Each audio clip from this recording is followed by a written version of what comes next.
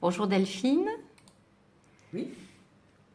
Pouvez-vous nous raconter votre prise de poste, votre première prise de poste?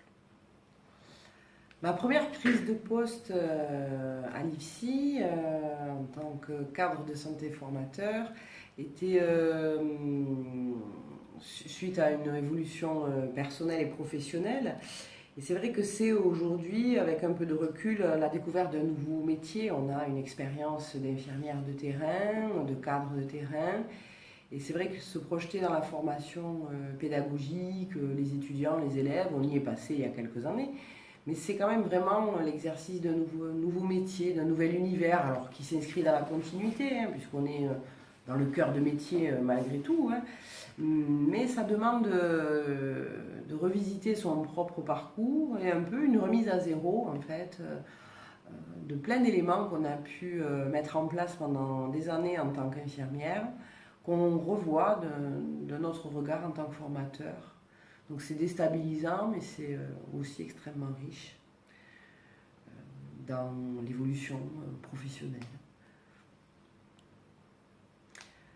C'est vrai que ça demande de passer d'une expertise qu'on pouvait avoir sur un univers à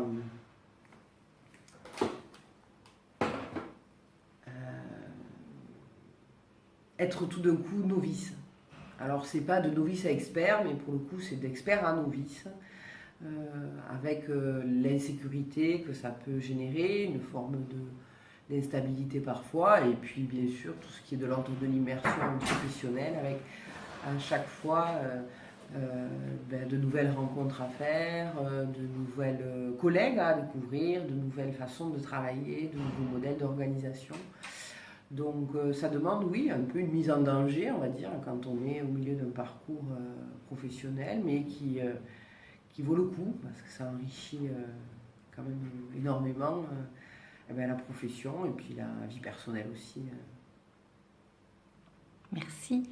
Vous faites partie de l'équipe, je crois, de troisième année? Oui, je suis sur la troisième année, donc pour la première fois, donc c'est dans la continuité, mais toujours quand même de nouvelles découvertes, de nouvelles expériences et une appropriation aussi du référentiel et des modalités pédagogiques à mettre en place en troisième année avec non pas l'étudiant qui arrive, mais l'étudiant qui est sur le départ. Donc il y a d'autres problématiques et d'autres enjeux, bien évidemment.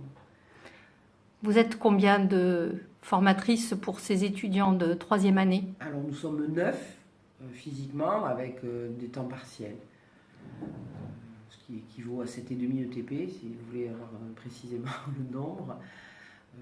Oui, donc ça crée une dynamique d'équipe à construire aussi avec les individualités et puis les organisations de planning, les logistiques des unes et des autres qui sont forcément à considérer dans l'activité au quotidien.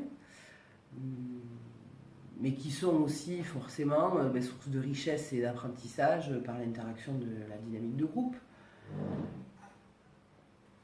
Merci beaucoup. Merci pour votre témoignage. Avec plaisir. Au revoir. Au revoir.